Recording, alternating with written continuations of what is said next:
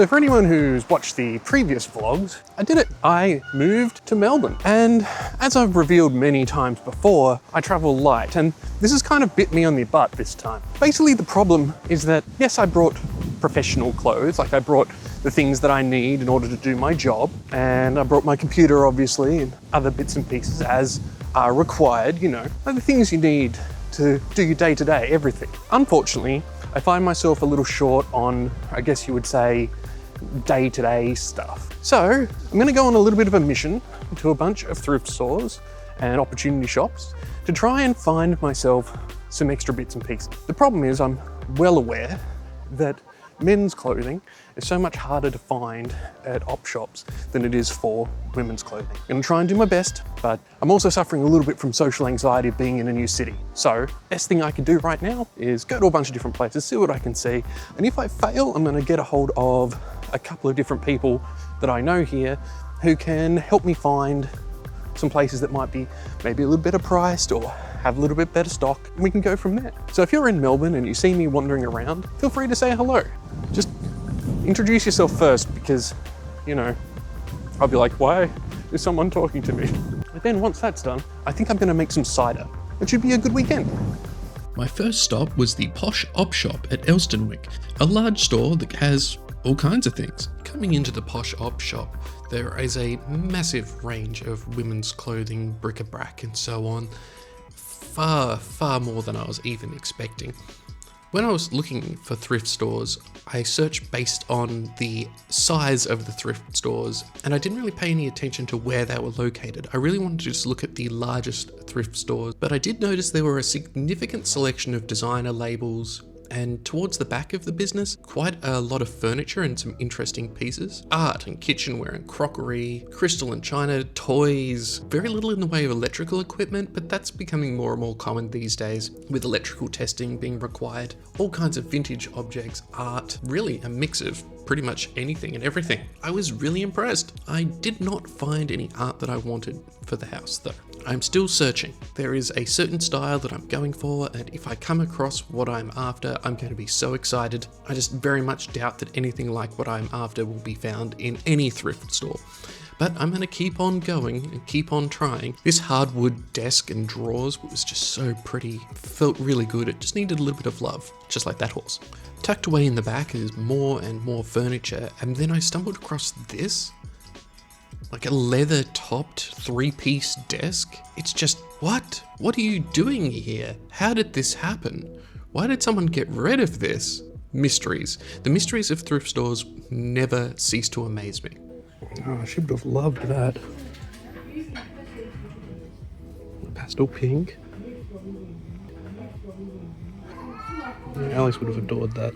Looking for like 5 shirts, 2 pants, a jacket maybe, and possibly some shoes. It doesn't look like I'm going to find any shoes here. I'm not even going to try them on. I'm going to try them on at home. So any failures, I'll donate again. I started out strong. The prices here are actually very reasonable, especially for men's clothes. Normally men's clothing in op shops vary a lot in both quality and in terms of the prices you're going to have to actually pay. It's so often the case that when men's clothes get donated, they're at a point of almost no repair, where dry rot has started to set in, or the fabric is starting to fall apart in some way. My only real advice here would be, if you're shopping for men's clothes in opportunity shops, in thrift stores, is to just check the fabric and make sure that it's not going to come apart on you. I spent ages going through the racks here. There was a lot. And going through everything one by one, I was able to pick out a couple of standouts. I've been told I look good in blue. It's simple, but why not? I had to take some time out to take a look at the housewares, different bits and pieces around, because my apartment at the moment is kind of bereft of, well, everything really apart from the basics. Sure, I have a bed and white goods, but I'm sort of a maximalist that's trying to be a minimalist at the moment, and I'm not really liking that. So here I'm basically wandering around and looking at anything shiny and trying to figure out, would that actually suit the vibe I'm going for? And more importantly, what even is my vibe? I nearly bought the milk cow. At least I think it's for milk, or is it a pig? I don't know, the entire thing's confusing to me. I spent far too long trying to figure out what this was for, turning it over in my hands, taking a look until I realized that it says it's for liquor, and that makes, honestly, a whole lot more sense. Of course, it's from France. Alrighty. So I was able to find a couple of basics, but I haven't tried them on. So we'll save all of that for later. And all in all, what I'm experiencing so far is exactly what I've seen elsewhere, which is that men's clothes in op shops, thrift stores, are so much harder to come by, especially anything that's in good quality. So I've got two Armani pieces. One's Armani Exchange, which is like the cheap brand, and one's Armani proper. It's a little bit overpriced for two t-shirts, $10 average price here. Well, $5 for one and $15 for the other. It's fine. You couldn't buy Armani t-shirts cheaper than that unless you got really lucky at some kind of other thrift store. So now I'm headed through to Windsor, and I'm going to the Windsor Storehouse Thrift. By all the images I've seen online, this place is meant to be really big. I don't know. Notes online saying that their men's selection isn't great, but it's also one of the larger chains, I suppose, of secondhand stores, thrift stores in Melbourne. Let's take a look, see what we can find. Without looking, how do I know? Hell yeah, sales rack. I mean, don't get me wrong, I love flannel, but we ain't doing that. Storehouse Thrift is a beautifully laid out store. It's clean, it's organised, and browsing is easy. The racks are well spaced, the selection's easy to navigate, and it's probably one of the tidiest spaces around. But even in this video you can see that the selection leans heavily towards women's fashion. If you're shopping for menswear, your choices are going to be very limited, just like they said online. There are a few pieces here and there, there's about 3-4 racks, but it is clear that primarily their focus is on women's clothing. One of the things that stood out to me is the pricing. You can find some unique pieces, but the prices seem to be a bit above what you might expect for a thrift store. That said, proceeds do go to a good cause, so you're not just shopping, you are supporting a community initiative.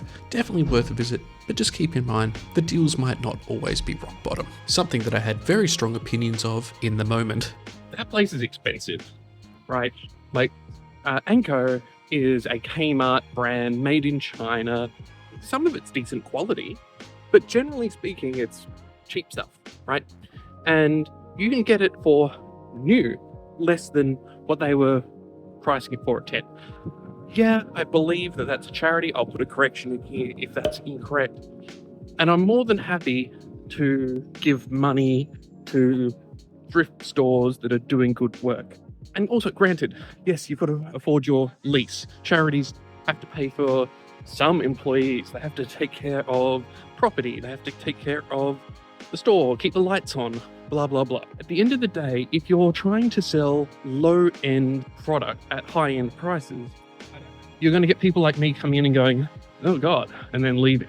In this example, I could have got another Armani shirt from the Posh op shop. I could have got two from there. Whereas they're selling Anko for the same price as two for those.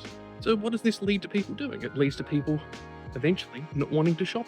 It's the double-edged sword of trying to run a good thrift store and at the same time be able to turn enough of a profit to make a meaningful difference. Let's try the next spot. Let's see how we go. Bought absolutely nothing. Complete failure. Boo. A short drive later and I found myself at the Chapel Street Bazaar, and this is roughly where the wheels started to fall off this entire adventure. Heading through this little alleyway, I realised the store runs on either side behind the glass windows. Going in is an experience. I was immediately and catastrophically overwhelmed by the amount of stuff. And you actually see it in how I'm using the camera. There is so much. There is anything and everything I could possibly think of. Watches, cameras, collectibles, antiques, swords. There was very little in the way of organisation, and as far as I can tell, they're individual stalls that are individually owned and operated, and then it is all run out of the one business. Okay, this place is wild. I'm gonna get completely lost in here. And I did, in fact, get lost in here. I spent about 15-20 minutes just wandering around. I'm certain I looked at the same things over and over again. Something worth noting is that This is definitely a premium location. Prices here are a little bit steep for what is on offer. You can almost certainly find better prices elsewhere if you're willing to spend the time and search around. But in terms of an overall experience, this place is fantastic. Can't recommend it enough. Definitely a place to come and visit if you're someone who's interested in antiques, thrift shopping, and just generally exploring markets, because this was one of the most cluttered, fantastic market spaces I've been in a very long time. And there is no possible way that I saw everything.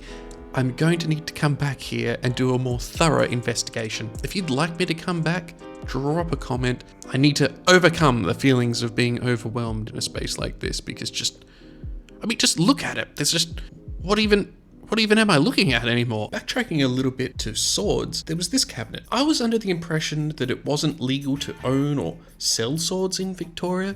So if you're a Victorian and you know better, or you know what would have to be done in order to own one of these sabers, reach out, let me know. I'm very curious and I'd like to own one. In addition, if you're a fan of vintage and antique jewellery, there are cases upon cases of it here. I only saw a small sample of it, but there is both silver and gold and beading, pretty much anything you could look for. That was an incredibly overwhelming experience. I need to come back with a friend that can help me go through there and have a little bit of order to my brain. My ADHD head did not cope with that very well. So far, we've got something at one place and failed at 2 others. So 1 out of 3 is pretty bad. Let's go to our 4th place for today. The 4th stop was Lost and Found Market in Fitzroy, and I'm going to pre-warn you before I even go into this place. I was definitely overwhelmed, I definitely wasn't thinking entirely straight, and on top of that, the entire place is by far the most pricey of anywhere that I had been today.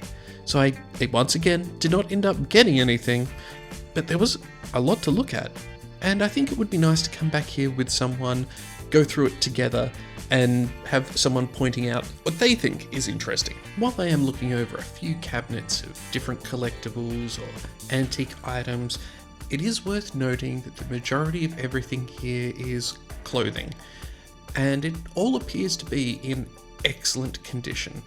But like I say, you pay that premium price for that. You lose a little bit of the randomness because you know that the finds here have been curated to be good. And there's nothing wrong with that. There's nothing wrong with that at all. Unlike Storehouse Thrift, I didn't come across any Anko clothes here that were priced well above what they should be. But also, equally, I would not expect to come here and pay much less than what I would expect to pay retail. And in some cases, especially in the case of vintage or other items that might be a little bit more curious or rare, potentially you would be paying more due to the collectible nature of them. Such is the life of the secondhand store and vintage wear and antiques. I wasn't going to do it because I didn't want to go to any of the traditional large op shops, thrift stores, but I'm definitely going to go into Salvos now just to try and get some more stuff. Between feeling overwhelmed and not finding much in the way of what I thought would be good items for me, like many Salvo stores in Australia, it is hit and miss, but that's okay. That was at least a little bit calming, where I could just go through the racks, center myself, and try and consider, what it is exactly I'm trying to accomplish. Because as of this point, I've only got 2 t-shirts to my name, and that's fine and all, but it's hardly the thrift haul that I was hoping to carry out. It is what it is, I guess. Another short car ride to the Red Cross shop, another thrift store, this one in Carnegie. Carnegie? Carnegie. I don't know how to pronounce the name of this place. Hopefully I never have to say it to anyone ever. This store is tiny, but everyone here is really, really friendly. The staff were fantastic, even though there wasn't really too much for me to get. However, in saying that, upon flicking through this rack and trying to open my mind a little bit, came across something that was altogether too weird not to pick up and just take with me, because I've got some thoughts about it. Don't worry, it's coming along in a second. I think it's AI art, and I think, in fact I know, that it's a Shein product. Don't know what to make of it. It looks absolutely ridiculous. As such, I had to get it. Just look at this thing. It was $2. in the end. But what even is it? What are those? What? So if you're after something that's rather rare, or a vintage find, or high-end second-hand items, well, this isn't going to be the place for it. The selection is overwhelmingly pretty basic. Everyday wear, donated stuff, the occasional interesting piece if you're lucky, but hey, that's half the fun of thrifting, right? It is a treasure hunt after all. What did stand out were the prices. Like many Red Cross shops, they were super reasonable. While there are some places where prices have started creeping up a little bit, that is not something you'll experience here. Everything felt really fair, and it's definitely a good spot if you're on a budget, or perhaps just looking for a bargain or something to fit a need. Best part though, as I mentioned, was the atmosphere. The staff here are lovely and were happy to just have a chat and asked if they could help out with anything. It felt like the kind of place where I could pop in, browse for a bit, and I would just buy a small thing no matter what just to support the shop, and I'd leave feeling pretty good about it. All in all, there's nothing groundbreaking here. But if you're in the area and just want a low-key thrift stop with friendly people, fair prices, this little Red Cross store is a nice one to check out. Who knows, maybe next time there'll be something perfect waiting on the rack. Alright, that was relatively successful. I got 2 items there, which is the equivalent of all the attempts that I made earlier, which is ridiculous. That gets me like halfway towards, well no, a third towards my goal. Let's try another spot here. My last stop for the weekend was the Salvos store in Carnegie. It's a small corner store, there's nothing flashy about it really, but sometimes spots like this can surprise you. I was really hoping to find some good stuff because honestly my luck had been running quite low. But yeah, walking in I could tell right away the selection's pretty limited. There were a few racks of clothing, a bit of bric-a-brac, quite a few books, but nothing that really jumped out at me. And you know, you get that feeling when you walk into a place and you think, oh yeah, I'm going to find something cool here. I did not get that feeling this time. I mean, there were some okay pieces, but nothing that I really wanted or needed. So, that was my adventure for the day. Gotta say, didn't work out exactly the way I wanted it to. Instead of finding clothes, I instead found anxiety. But that's okay. Sometimes anxiety is the treasure that we need all along, I suppose. For now, I'm just going for a walk through the park, just generally considering what my next move is going to be. I think what I'll need to do is I'll need to get in touch with a few friends of mine and ask them if they can show me around and show me the ropes. Because I still feel like I didn't quite, well, there's not even any quite about it. I feel like I did not achieve what I set out to do. And you know what, that's okay. It's perfectly fine not to necessarily achieve everything. In fact, in my case, that's possibly for the best because I am genuinely looking forward to exploring Melbourne and becoming more familiar and gaining local knowledge, which is something that can't be done overnight. Not really. It's something that you achieve over time through immersing yourself in a place. Immersing yourself in a place. So more or less, that's my goal. In next week's vlog, I'm going to the Melbourne Museum and the Melbourne Aquarium, and I would also like to take some time out to explore Brunswick if I can. There's a bunch of ice cream shops that I really would like to go to. So between now and then, thanks so much for watching, and I will see you in the next one. Goodbye.